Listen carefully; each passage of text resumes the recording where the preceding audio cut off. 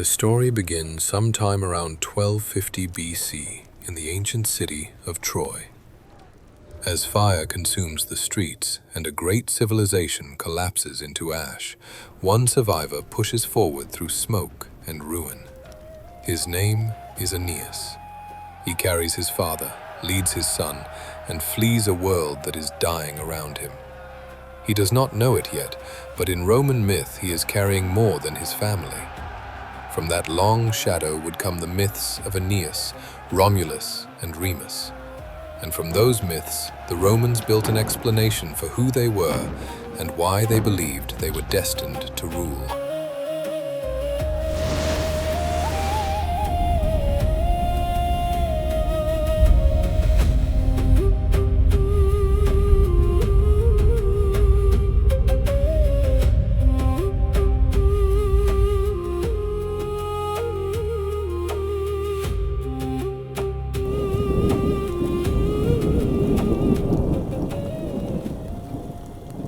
Much like the Odyssey, Aeneas and his party were tested by the gods as they struggled to find a new home. In Roman tradition, Aeneas crosses the sea and eventually reaches Italy. There, fighting local tribes and forming alliances, he founds the city of Lavinium, where he becomes the remote ancestor of the Roman people. From Aeneas came descendants. From descendants came kings. From kings came a dynasty in Alba Longa, the ancient city that stands in legend between Troy's destruction and Rome's birth. Into this lineage comes King Numitor and his daughter, the Princess Rhea Silvia. After her father is overthrown by her uncle, Rhea Silvia is bound to sacred duty as a Vestal virgin, sworn to chastity in the service of the holy fire. Rhea Silvia gives birth to twin sons, Romulus and Remus. And here, the Romans make another extraordinary claim. The father of the twins, they say, is Mars, god of war. The ruling king of Alba Longa, afraid of their claim to the throne and divine bloodline, orders them to be exposed, left to die by the river. The basket survives. The children live. And in one of the most enduring images in all mythology, a she-wolf finds them and nurses them. Later, a shepherd takes the twins in and raises them, and so the future founders of Rome grow up not in palaces, but among rough lives living off the land. Romulus and Remus became strong, capable, and restless young men. In time, they learned the truth of who they were. The hidden story of their birth came into the open.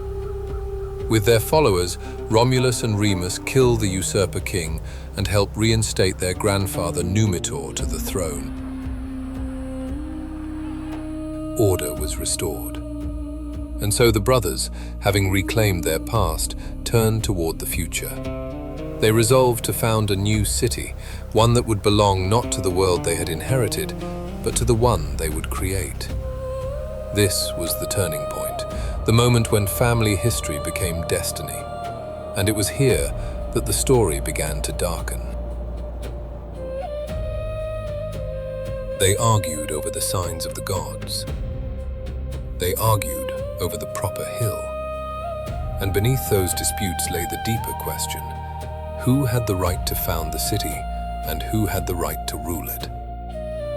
In some versions of the story, omens appeared in the sky. In others, Remus mocked the walls Romulus had marked out, leaping over them in open contempt. Then came the blow. Remus was killed. Some said Romulus struck him down himself. Others said the act was carried out by another in his cause. But on the central point, the tradition did not waver. Rome entered the world of myth through the killing of one brother by another. This was no minor detail. No passing embarrassment in an otherwise heroic tale. It was the heart of the story. Because what the Romans preserved here was not a dream of innocence. It was a belief that boundaries were sacred, that order came at a cost, that power, once challenged, could answer in blood. In imagining its own beginning, Rome did not imagine purity. It imagined conflict. It imagined rank. It imagined that the city would demand sacrifice and that history would remember the one who prevailed. Romulus gave Rome its name, but Remus gave Rome its meaning.